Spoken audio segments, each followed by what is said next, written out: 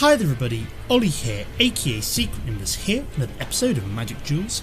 So for today's episode we are going to be looking at my latest deck tech, which is for Naya tokens. Now, for those of you who have been watching the channel for a while know that I'm a big fan of token decks if I can make them work. And while, you know, in the current meta there's a lot of board sweep, so therefore tokens can be seen as quite vulnerable, I still enjoy playing them even though they can be a little bit fragile, a little bit glass cannony at times, so to say. But we're going to give this a go, so this is the deck I've come up with. Might make some changes between now and the next episode, we'll see how it goes, but hopefully we'll just be sticking with this for the next 3 videos. So to start off with, we have the 1 green mana Blisterpod. So it's a 1/1 for 1, and when it dies we get to put a 1/1 Eldrazi Scion creature token onto the battlefield. Then got Hanweir, Militia Captain, so the 2 mana 2/2 that when you have 4 or more creatures in play, she flips to form Westvale Cult Leader, which basically has an attack and toughness equal to the number of creatures we control, and she gets to put a token in play at the end of our turn every turn, which is quite nice.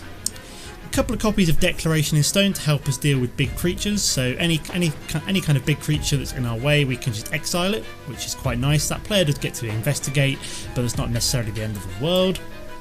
Next we have the 2 mana Dragon Fodder, so a 1 red 1 colourless sorcery which allows us to put 2 1/1 red goblin creature tokens into play. Next we have Pious Evangel, so the first of our 3 drops, so he's a 3 mana 2/2, and whenever another creature enters the battlefield we gain 1 life, so obviously we're going to be playing a lot of tokens, so therefore we could potentially gain a lot of life. Next we've got Thopter Engineer, so a 1/3 creature which puts a Thopter token into play, and all of the Thopters we play will get haste. So we've got this, Pia and Kiran, and we also have the Thopter land generating card as well. Next we have Nissa, so a 3 mana 2/2 that allows us to mana fix by searching up for a forest. Whenever we have 7 or more mana in play, which I don't know how likely it's going to be in this deck, but it is a possibility, we either get to draw cards and put land into play, generate a 4/4 elemental token, or potentially turn 6 lands into elemental creatures. Next we have Make a Stand, so a 3 mana instant that allows us to give all of our creatures +1/0 and indestructible until the end of turn, so if we have a lot of creatures in play we can swing for rather a lot of damage with Make a Stand. Next we have Nissa, Voice of Zendikar, so a 3 mana double green Planeswalker, allows us to generate plant creature tokens, pump up all of our creatures, or gain life and draw X number of cards. Next we have Pia and Kiran, so a 4 mana 2/2 which allows us to put 2 Thopters into play. Also we can sacrifice those Thopters to deal 2 damage wherever we please. Next we have Retreat to Emeria, so a 4 mana enchantment with landfall that allows us to put either a token into play or give all of our creatures +1/+1 until end of turn. Have Explosive Vegetation, so this is in here to help us ramp up and mana fix, as well as triggering Retreat to Emeria and Zendikar's Roil. We then have Gideon, so a 4 mana 4 loyalty Planeswalker that we can either transform into a 5/5 allied human soldier with indestructible, generate tokens, or give all of our creatures permanently +1/+1 with his emblem. We have Arlinn Kord, so until end of turn we can give 1 creature +2/+2 vigilance and haste, which is quite nice. We can also use her to put a wolf creature token into play, so there's the token aspect of this card. We can also give all of our creatures +1/+1 and trample until end of turn, so good for when we've got lots of creatures in play.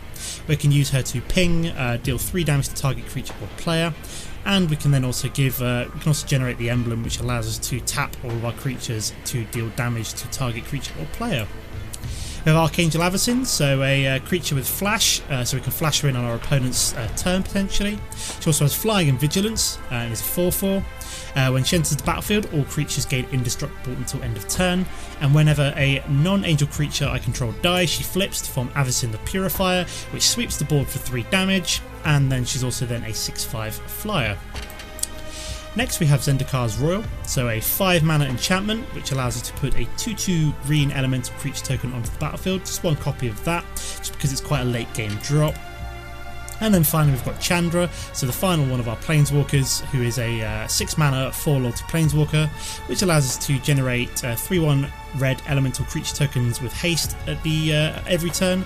We can also use it to refresh our hand or sweep the board with her ultimate. In terms of the mana base, because we're running primarily white, we've got 4 plains, 3 mountain and 3 forests, as the mountain, the red and green spells are fairly even. And then we've got 1 Cinder Glade, 2 Canopy Vistas, 2 copies of the Westvale Abbey, which allows us to put tokens into play or sacrifice 5 creatures and generate Ormondal, which is pretty likely in this deck if we can play around board sweeps. And we've got 1 copy of Rootbound Crag, a couple of copies of Clifftop Retreat, couple of copies of Sunpetal Grove, 2 copies of Foundry the Consul, which allows us to generate those Thopter tokens, and then finally a couple of copies of Evolving Wilds for mana fixing. So that's the deck, let's go play some games. Okay guys, here we are for game number 1 by playing the rank 27 Gone Pride, I believe that was. We'll double check in a moment. Can't really keep this hand. No white mana, however this one we will probably get away with, so play out the Evolving Wilds to begin with, probably find ourselves a red mana, because yeah, we have the white from the Canopy Vista to play out Declaration in Stone. We need 1 more mana for Explosive Vegetation, but I'm sure we'll find that at some point. So yeah, we're playing Gone Pride. Okay, so I'm seeing Oath of Nissa here, so I'm already worried that we're playing Super Friends. So it's one of those decks where this particular deck doesn't match up particularly well. Okay, so we just found a mana, so maybe not too bad. So we'll just sack our Evolving Wilds here. Grab a red source.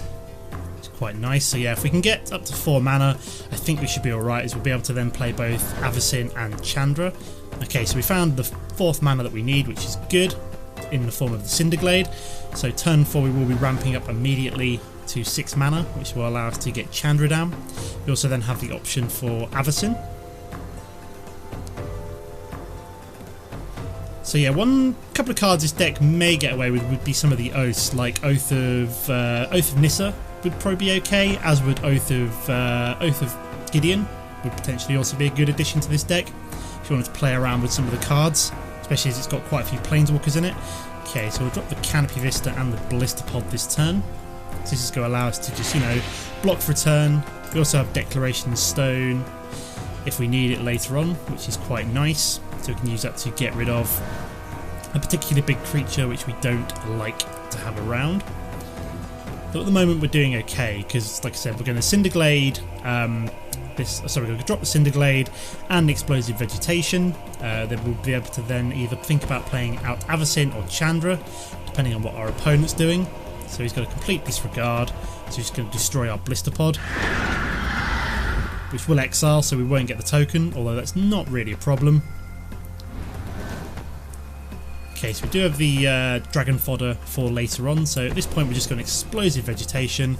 We need to grab a white and a red source, which is perfectly mana fixed us for both the Avacyn and the Chandra, which is very nice indeed. So we will be dropping Chandra next turn, I think would be the best play here. Really depends on what he plays out, so we may want to think about declaring in stone something and Dragon Foddering. Okay, so he's play out Nissa, so yeah, we definitely want to play out Chandra at this point. Swing for like kind of 6 damage, point one at her, maybe 2 at her, because he's going to drop the plant token. So it's definitely quite super frenzy control-y, this deck, although we've gotten pretty lucky early on. We've also managed to find Gideon, so we managed to find quite a few of our game winners fairly early on in the matchup, which is quite nice. So we will be swinging at Nissa. Oops, a daisy. There we go. I'm guessing he's probably going to block one of these with the plant token to stop her from just outright dying this turn. Yes, he is. One thing that worries me though is the wastes here. So if he's playing any of the very large Eldrazi with haste, that could be a particular problem. So I think next turn what I probably want to do is Gideon and Dragon Fodder, just because this is going to allow us to either generate tokens or swing with Gideon as a 5/5 indestructible, and then the turn after that we probably want to consider Avacyn.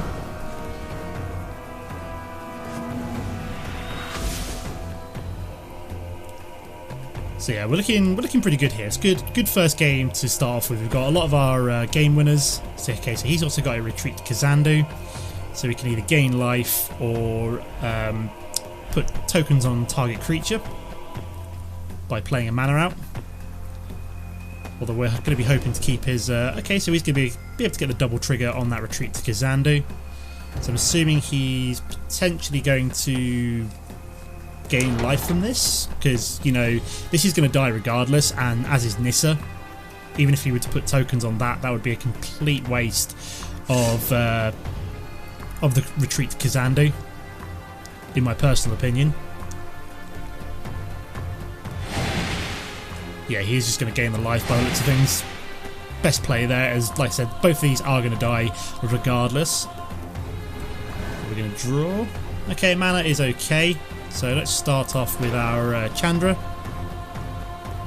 We'll swing for 3 at Nissa. Well, sorry, we're just going to swing for 6 at Nissa, sorry.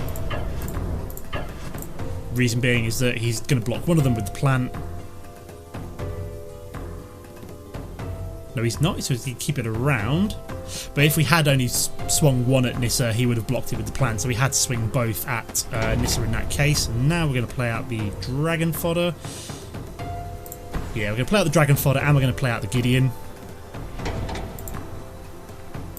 There we go.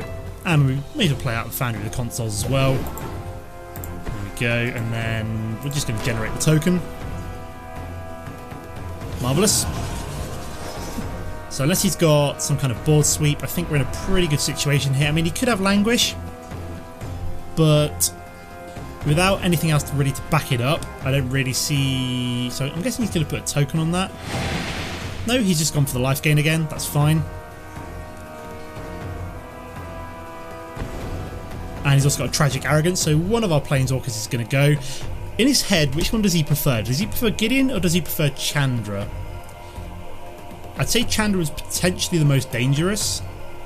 We do get to keep one of our tokens as well, which is quite nice. He does have to get rid of one of his enchantments. Okay, so he has got rid of Chandra.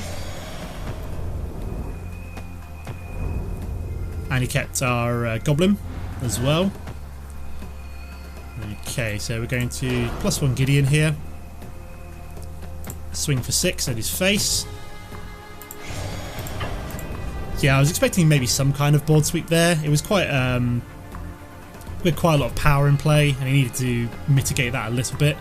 Luckily for us, the Tragic Arrogance does allow us to keep at least one Planeswalker, so because we had at least one of them out, one of them was always going to survive. Unfortunately, the second one was going to go, but, you know, I prefer either of those Planeswalkers are pretty powerful.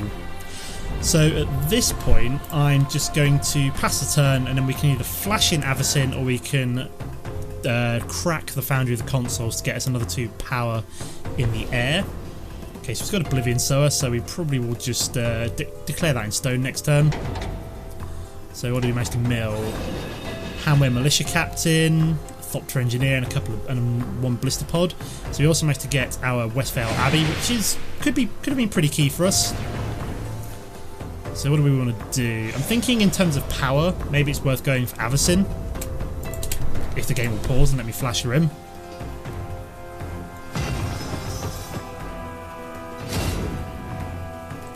Okay. So we do another Dragon Fodder, which is quite nice. We are just going to declare you in stone, however. +1 Gideon. May want to consider -4ing him at some point just to get the extra goodness in play. And then we're just going to swing with all of our creatures. Look, good thing about Avacyn is she does come in, she does have Vigilance, which is quite nice.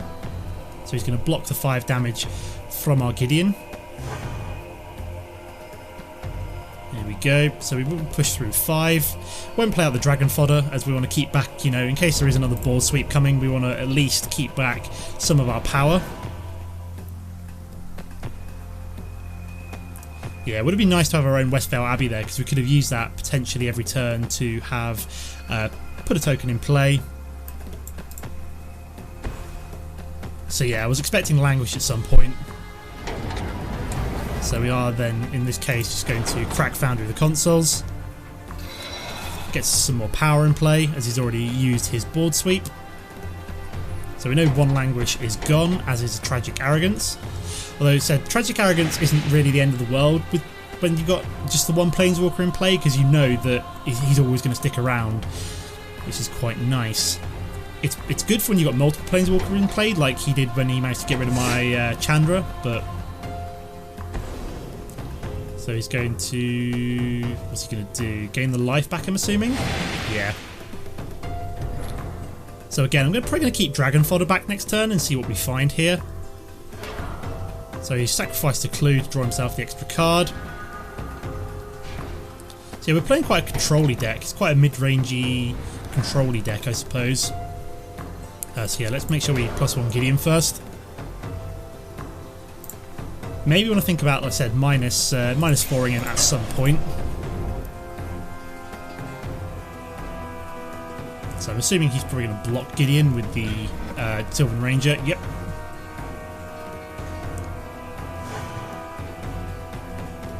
So I think we're going to keep back the Dragon Fodder. Might keep the Forest as well. We've got plenty of mana already in play. And if we find something like Retreat to Emeria or Zendikar's Roil. Is it Zendikar's Roil?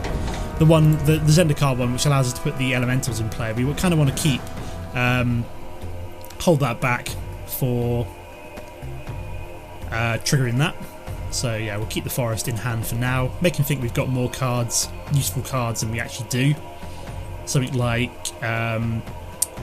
what's the 4 mana one that untaps and gives us lifelink, which I don't have in the deck. I did consider it, but I remember playing it with the, what's what I'm looking for? The mono white humans, and it didn't really quite do enough. It does require you to have quite a lot of power in play, and then it's quite expensive. So we'll gain some life, and he will get to flip Nissa. So we could think about killing her by -4ing Gideon potentially, and then just, you know, putting 4 power in the air. Okay, so this is just dead next turn. That's a really interesting way of using Nissa there. He just decided to just outright murder her with the Thopters, you know, because they're guaranteed to hit her in the face unless he can put a flyer of his own in play. I just realised how long this match is going. It's been a really tactical match so far. I feel as though I've had the upper hand for a while now. Okay, so there's the From Beyond, which is terrifying because 1, 2, 3. So I need to count how much mana he's got at some point, but it's getting close to 10 mana. And if he's got a, so he's just outright cracked that already. So what's he gonna find? I'm guessing Ulamog. 1, 2.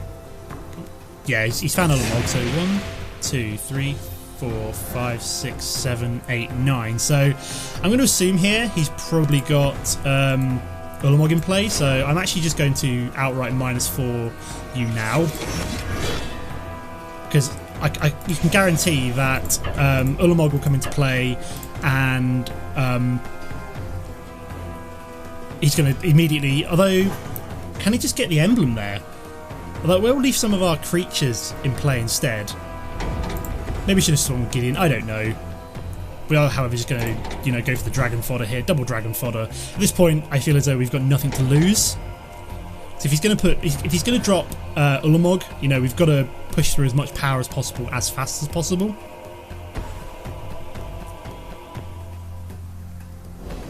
Okay, so he hasn't actually, so is he still missing a mana then? Because this is interesting. If he can't quite put Ulamog in play yet, that was actually a really good decision. He's found Obnixilis, which doesn't really help him, so he could drop it, kill one of our Thopters potentially. But if he's shy of that 1 mana to like play out Ulamog, then he really should have kept around that From Beyond for at least 1 turn. So we're just going to chump block here, I think.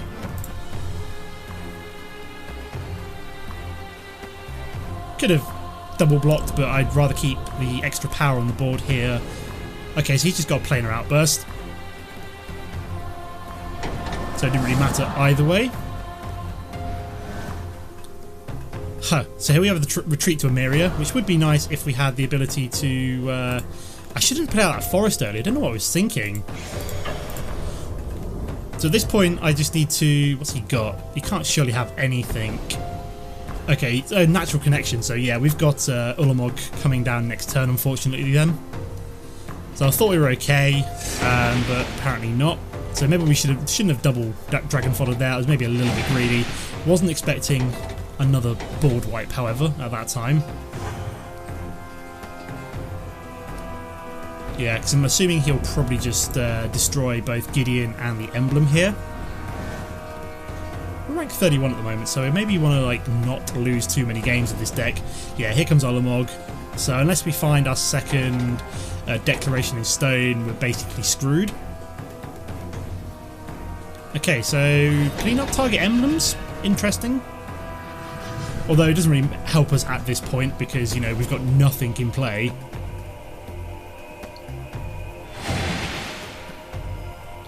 And we're dead in 2 turns from a double swing from Ulamog. So unless we happen to just luck out, find our second Declaration in Stone.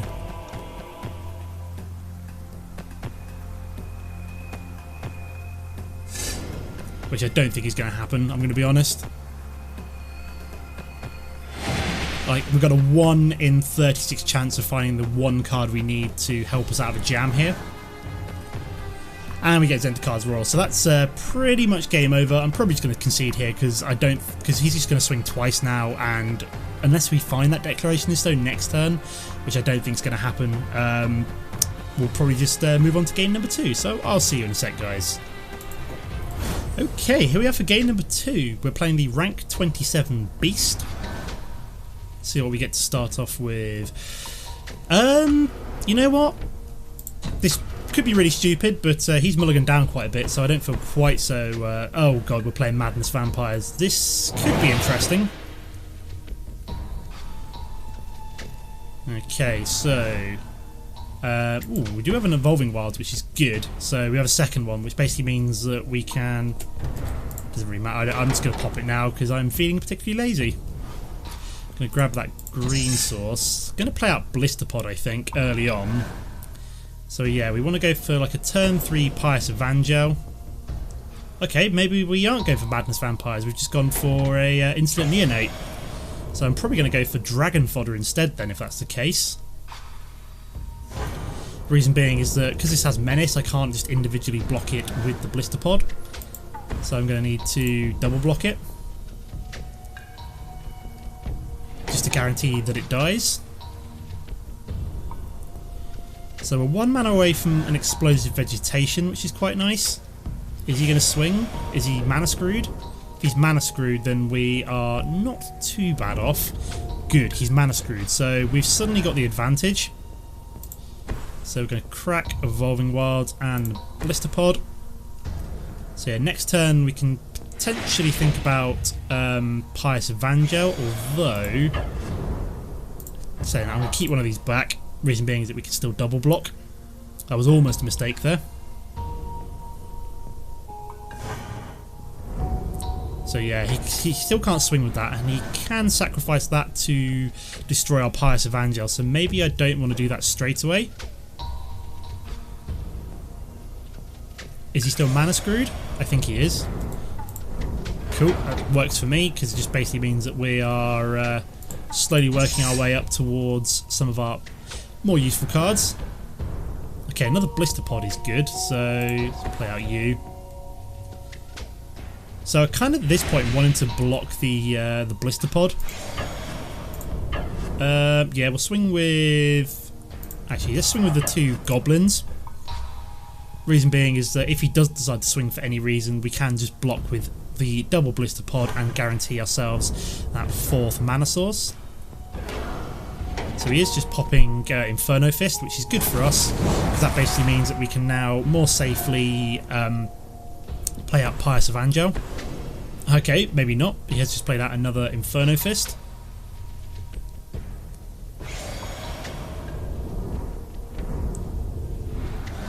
So 4th mana, excellent. That's what I want to see. So we can probably either... Do we play out Arlinn Kord?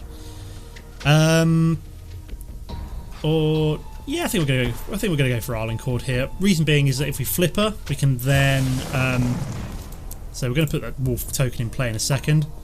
But I said we are going to swing with the goblins again, keep these back for the guaranteed block and the extra mana. Although it's not as important anymore as we do now have the Explosive Vegetation. Although, if I can get a 5th mana, I can then think about playing out Zendikar's Roil and then just Explosive Vegetationing on top of that one, which would be quite nice. So we've got 2 more power in play now. So I've got the choice to either just ping that one.